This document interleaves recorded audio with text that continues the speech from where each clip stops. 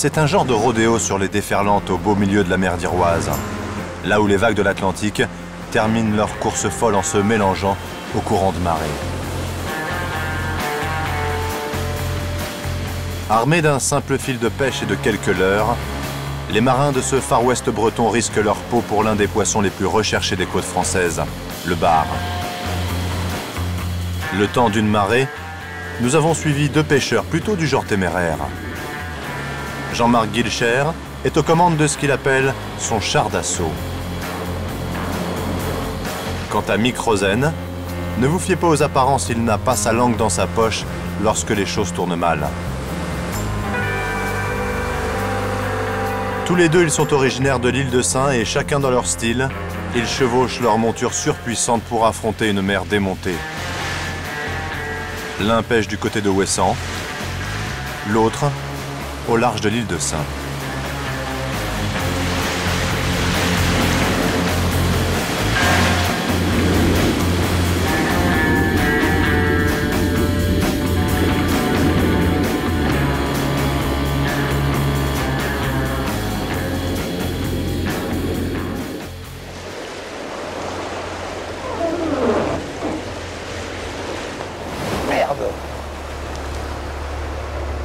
Ah ben on est bien. On n'aura même pas un bar aujourd'hui. Bon, il n'y a plus qu'une solution, il y a balancer un des deux à l'eau pour commencer. Hein. Savoir lequel qui empêche de pêcher. Nous sommes à la fin du mois d'août, il est 7 h du matin. Mick, le patron d'Arflamen, a déjà filé ses lignes dans les remous de la chaussée d'Armen, non loin de l'île de Sein. Pour lui, cette journée commence très mal.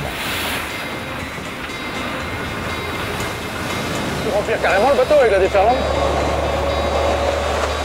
Et une fois que le bateau est rempli, ben, il n'est plus tellement navigant. Hein. Et autrement, tu peux te faire éjecter, te chavirer carrément. Quoi. Quand il fait mauvais, il faut tout le temps regarder autour de toi.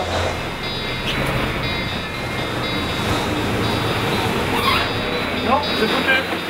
Alors que Mick désespère que les courants tournent à son avantage, nous mettons le cap sur l'île d'Ouessant. Au pied du phare du Créache, sur son bateau La Chimère, Jean-Marc attend encore l'arrivée en masse des fous de Bassan. L'arrivée de ces oiseaux marins est le premier signal pour commencer les hostilités. La chaussée de Keller est encore plus mal pavée que le Rat-de-Sein. C'est un vrai champ de mine. Il faut être assez précis, là. Il y a des têtes de roche à fleur d'eau qui ne sont pas répertoriées sur les cartes. Il y a un bateau d'Audierne a déjà talonné genre ici, quelque part. Hein. On n'est pas loin, là. Donc, je fais gaffe en passant par ici. Souvent, quand je rentre, j'appelle souvent au téléphone ma femme ou quelqu'un, et quand je passe ici, je raccroche. Je dis souvent au pop-up, ici, c'est pas facile.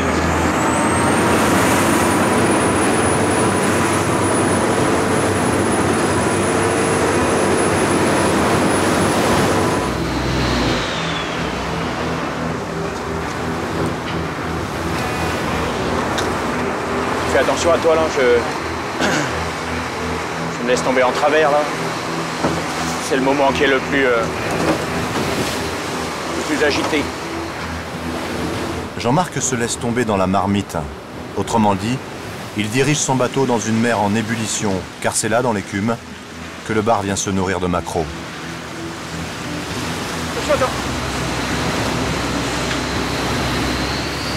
Mais attention, ici plus qu'ailleurs, ce sont les mouvements de la mer qui commandent.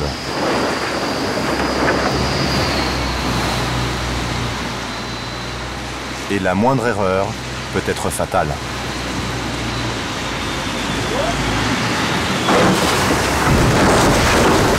Bah écoute, là, pour éviter de se la prendre par le travers, là, je suis venu bout dedans et bah, on a bien chargé là quand même, là. Ça n'ira pas plus bas.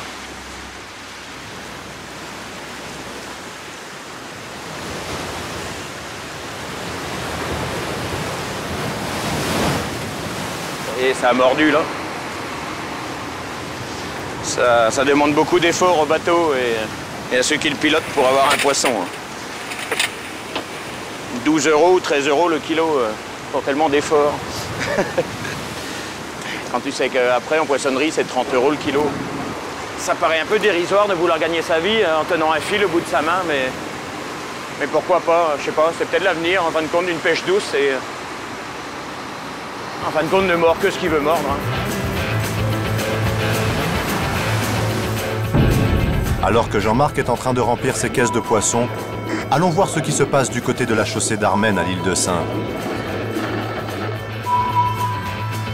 Il est 11 h. La force du courant a baissé, ce qui est plutôt bon signe pour Mick. Eh, vous allez passer où nous, on évite d'aller. Nous, on évite d'aller là, vous allez passer dessus, passez pas où est le poisson. Il y a assez de place pour pêcher une godaille ailleurs. Le moteur éteint là. Ouais, mais ça fait rien, tu vas tomber où est le poisson, c'est pas bon. Puis moi, ma ligne, je vais la mettre là. Bah ouais, bah remonte, parce que moi, je vais mettre ma ligne là. Fumier. S'il y a bien une chose que Mick déteste, ce sont les plaisanciers qui viennent tenter leur chance sans savoir qu'en naviguant n'importe où, ils éloignent les bancs de bar. La journée avait mal commencé pour lui, mais au bout du compte, le poisson commence à mordre. Et plutôt bien.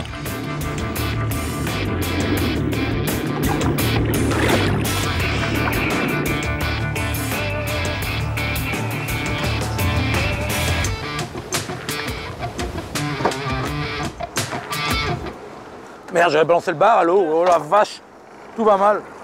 Et là, mignon. Alors, tonton, ici. Bon, il y a du bar, il y a 2 ou 3 bars, je crois. Il y a d'autres que ça. Oh oui, il y a trop, je crois. Je trouve bizarre aussi.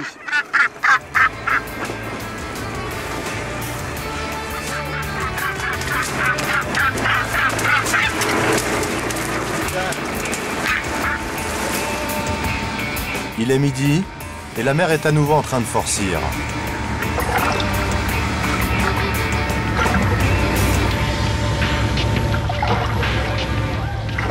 À Ouessant, Jean-Marc s'est mis à l'abri. Le stiff du chimère. Le chimère du stiff? Oui, le stiff, c'est le chimère. J'aurais pu avoir une idée du temps qu'ils annoncent toujours. La tour radar du Stiff à Ouessant régule le trafic des cargos qui entrent ou qui sortent de la Manche. Mais les agents des affaires maritimes ont toujours un œil sur ce qui se passe en contrebas, dans la chaussée de Keller.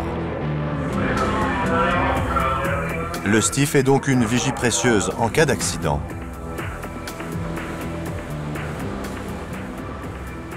On ne sait pas ce qui va se passer, voilà.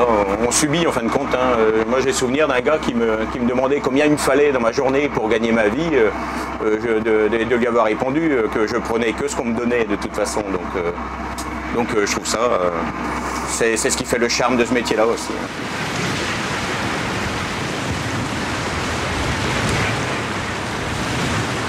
Quelques minutes plus tard, les fous de Bassan sont de retour sur la zone de pêche. Ils commencent leur chasse.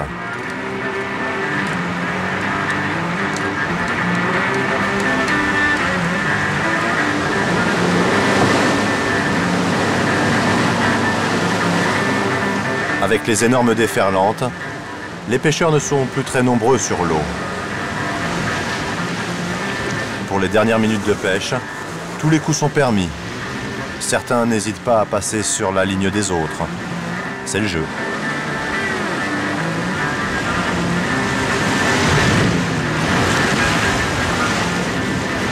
Les ligneurs se font la guerre, mais en cas d'accident, en cas d'homme à la mer, ils seront tous solidaires. Car ces marins du bout de la Bretagne ont tous en tête un ami disparu. Quand on commence, on a un nœud au ventre là, parce qu'on ne sait pas trop ce qu'on va faire dans la saison. Là, on est sur la fin, on sait que c'est la période de mauvais temps, on sait que... Donc, on fait encore plus attention parce qu'on a envie de la finir, la saison, à 15 jours, 3 semaines près. Voilà, on fait quand même attention, quoi.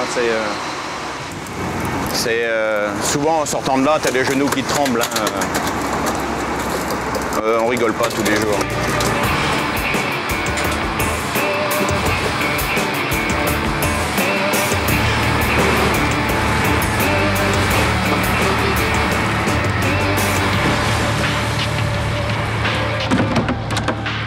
En moins d'une demi-heure, Jean-Marc remonte des dizaines de bars plus gros les uns que les autres.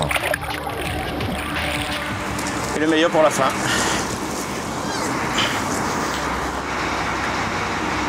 Moi j'ai beaucoup de respect pour ce poisson-là, en tout cas. Je sais pas, quand tu le vois dans ta caisse, là, C'est malheureux ce qui lui arrive, mais bon. Mais je sais pas comment je pourrais le décrire. Je sais pas, un chasseur comme nous. Enfin, je le comparais souvent à un pêcheur, quoi, toi. Il fait ça pour se nourrir. Enfin, il vient là, toi, comme nous, hein, il se nourrit en fin de compte. Il est 13h, Jean-Marc rejoint Mick au large de l'île de Sein. Ouais, Mick, c'est Jean, là. Ouais, où tu es, là? Moi, je te vois pas, j'arrive, là. Ah, t'es à la bouée, ah bon? Tu arrives ou bien... Ah, ok. Ok, très bien. Eh, dis-moi, il faut qu'on speed, hein, parce que sinon, on va louper la vente. Hein. Donc, t'as beaucoup à embarquer, là? 80 kilos à peu près. D'accord, d'accord, très bien. Bon, ok, parce que là, on est à la bourre, il est ouais, moins quart. Nous, il faut qu'on soit avant 4h moins quart, il faut qu'on soit dans 1 heure à Audierne, quoi. La pêche est terminée. Commence alors une autre course contre la montre. Les deux pêcheurs de l'île de Sein ne veulent surtout pas rater la vente du jour. Allez, Sacco! Au large de l'île de Sein, Jean-Marc récupère la cargaison de Mick. Dans le monde des ligneurs, l'amitié est rare.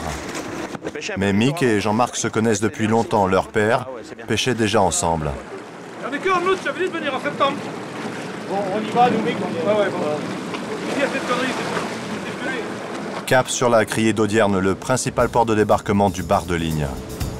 Jean-Marc Guilcher fait tout ce qu'il peut pour arriver à temps afin d'obtenir un bon prix. Je viens d'appeler la criée, là, il m'a dit, putain, faites vite. Là. On va voir. Tout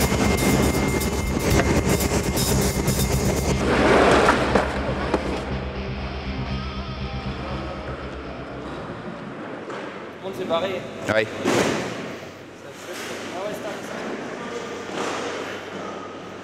Bon, il n'y a pas beaucoup de barres sur la criée, il y aura peut-être du prix.